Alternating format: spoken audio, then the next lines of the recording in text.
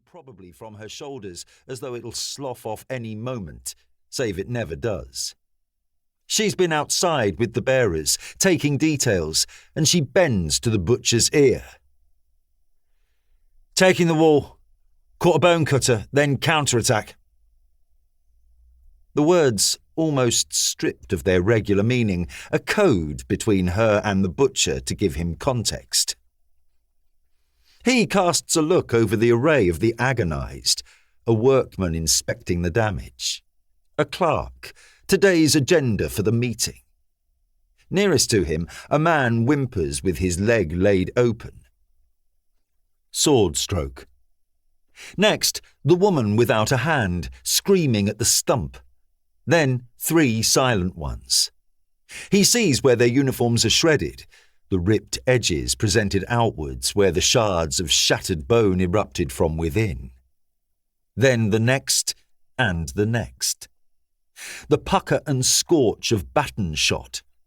The man whose head is laid open so that the jigsaw of his skull is present for any budding puzzle-smith to piece together. The woman, the loudest screamer in the place, whose leg was splinted by some cack-handed amateur who doesn't understand how bones go. The butcher works his first magic. The silent man, whose ribs were shattered on one side, can still be saved for future torments. Blunt-fingered hands signal, and that stretcher is hauled deeper into hell, where the devils can get to work with saw and tongs. The woman with the shattered arm, she can be saved. She goes to the foreigner with the shimmer skin, staring up with eyes pulled so taut it's a wonder her lids will ever close again. The gut-shot man can be saved. He's placed in the far corner for a scouring and a working over, back where a weird old man plays a weird old pipe, skirling and squalling on it as though mocking the screams of the afflicted. It's all a part of the service, a necessary component of this precise and exacting hell the butcher built. Those are the highest priority, where a little delay means the difference between live victim and corpse. Now, it's time for the butcher's second magic. His apron is not that of a friendly family butcher.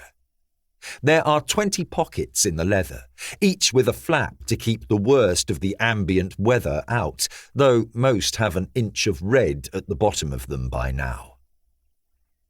He goes down the line of the brutalized, his blunt fingers finding phials and bottles by long habit, feeling for the nicks he cuts in the corks to tell him concentrations and active ingredients. A personal love language of agony and alchemy. The woman without a hand has had the stump cauterized, not battlefield medicine, but the side effects of a point-blank baton discharge. She'll keep. He forces the lip of a glass phial to her lips. She chokes, swallows.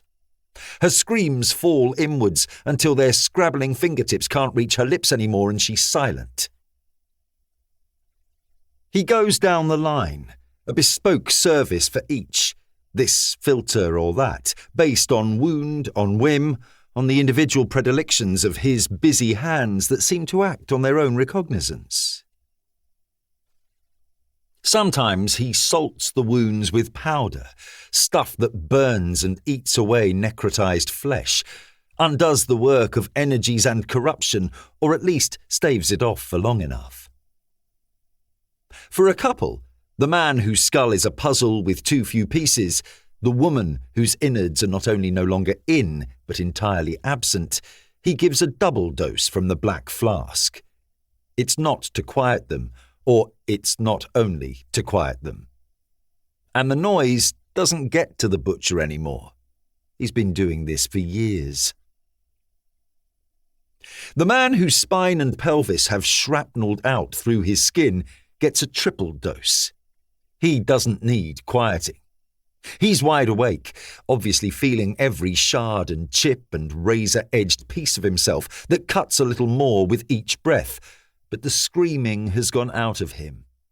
He's already passed into a silence so greedy that not even the gravity of the butcher can pull a whimper. To keep listening to this audiobook, I've left you a link in the description so you can do it, at no cost thanks to Audible's 30-day free trial.